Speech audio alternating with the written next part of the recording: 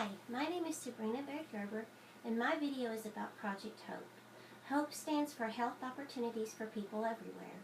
Its mission to achieve sustainable advances in healthcare around the world by implementing health education programs and providing humanitarian assistance in areas of need.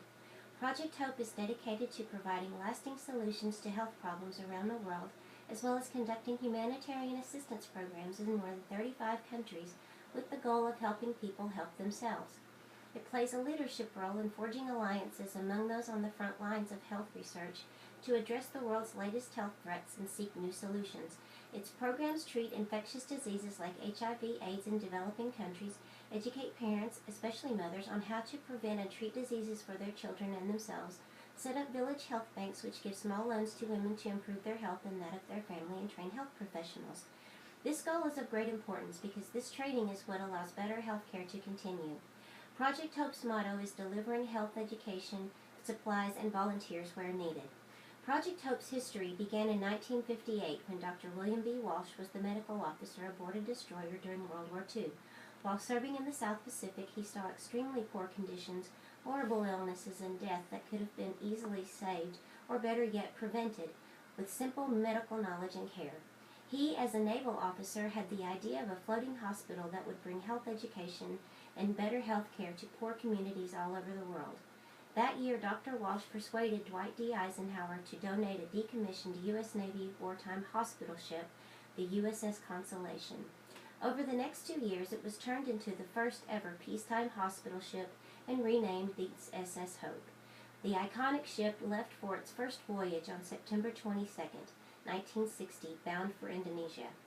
It was stocked with donated supplies and staffed with volunteers and would complete a total of 11 voyages to Indonesia, Vietnam, Peru, Ecuador, Guinea, Nicaragua, Colombia, Sri Lanka, Tunisia, Jamaica, and Brazil.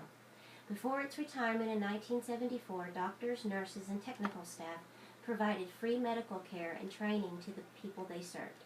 Training allowed improved health care to continue, and that is the method of the mission, teaching while healing. Afterwards, services became land-based, with its central headquarters being stationed in Millwood, Virginia. Besides self-transport, Project Hope has a partnership with the U.S. Navy called Pacific Partnership. Through this partnership, the Navy sends Project Hope's medical volunteers around the globe on yearly humanitarian missions, beginning with the aftermath of the 2004 Indian tsunami in 2006. The latest emergency mission was the 2013 Typhoon Haiyan disaster. For this mission, in addition to volunteers, the Navy and Project Hope shipped $1 million worth of medicines, medical supplies, and a 5-ton emergency aid package, including antibiotics, anti-inflammatories, generators, surgical masks, and gloves. This partnership is estimated to have served more than 250,000 people in 27 countries. Local healthcare training is the main focus of the project's mission. Dr. Walsh believed if volunteers gave people the proper healthcare education they needed, they could treat themselves.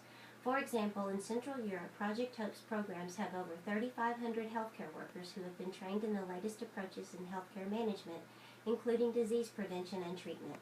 Their work in Bosnia and Herzegovina began in 1992 after the Bosnian War, and since then, over 30 primary health clinics have been either rebuilt or established, and all medical staff receive 1 full year of training in family medicine that is recognized by the Ministries of Health. These clinics focus on primary care and healthcare management, care for special needs children, and HIV prevention. The global reach of Project Hope is worldwide and astounding. On the healing side of the mission, research is done into treatment of infectious disease, specifically HIV/AIDS, and tuberculosis. Hope has local programs that teach laboratory workers the latest technology so that innovations in prevention and treatment can be administered continuously at the community level. In Africa, TB is a major cause of disease and death, especially as opportunistically combined with HIV and AIDS. Project Hope has worked in countries there like Malawi to establish and support community efforts to implement a comprehensive TB control strategy, improve detection, decrease treatment failure rates, and decrease the overall TB burden. An amazing way they have done this is by using a fast diagnosis technology called GenExpert. It's an automated cartridge-based real-time molecular diagnostic test that can identify the Mycobacterium tuberculosis and resistance to rifampin simultaneously in about an hour and a half. Additionally, it doesn't require a high-level laboratory, so it's more accessible to the communities who need it. Even better, it's endorsed by the World Health Organization to be used in TB endemic countries, and they've declared it a major milestone in global TB diagnosis. As part of this 5-year program, supported by USAID, United States Agency for International Development, and begun in 2011, education and counseling were also offered regarding the disease processes, treatments, and outcomes of tuberculosis. Since the project's introduction, the TB treatment success rate rose from 60% to 86%. The same program was implemented in 4 countries in Central Europe, targeting at-risk populations. It is now being introduced in Central Asia. The foundation of Project Hope is women and children's health. It is for this healthcare and humanitarian reason that I would like to be a part of this organization. According to Project Hope's website, close to 10 million children under the age of 5 each year die from diseases worldwide, and in that same year, over 500,000 women die in childbirth. Most of these deaths are preventable. The project trains local healthcare workers in women's health needs like prenatal and infant care, child nutrition and immunization, and when to seek care at a local healthcare facility. As part of the Women's Health Program, Project Hope has created an empowering microcredit loan system called the Village Health Bank Program. It has invested over $40 million to help more than 24,000 women and their families in Honduras alone. The women can then achieve their dreams of starting businesses of their own, which allows them to afford proper medical care for themselves and their children. Project Hope's women's programs just like these are all over the world. They are in Nicaragua, Haiti, Indonesia, Guatemala, Malawi, Kyrgyzstan, Uzbekistan, and they have established baby-friendly hospitals in China, Poland, Iraq, and the Dominican Republic. Working with many cultures, helping the less fortunate, and especially empowering the women within those cultures are some of the reasons I love transcultural community health nursing. Working with Project Hope would be a dream job for a nurse anthropologist like me.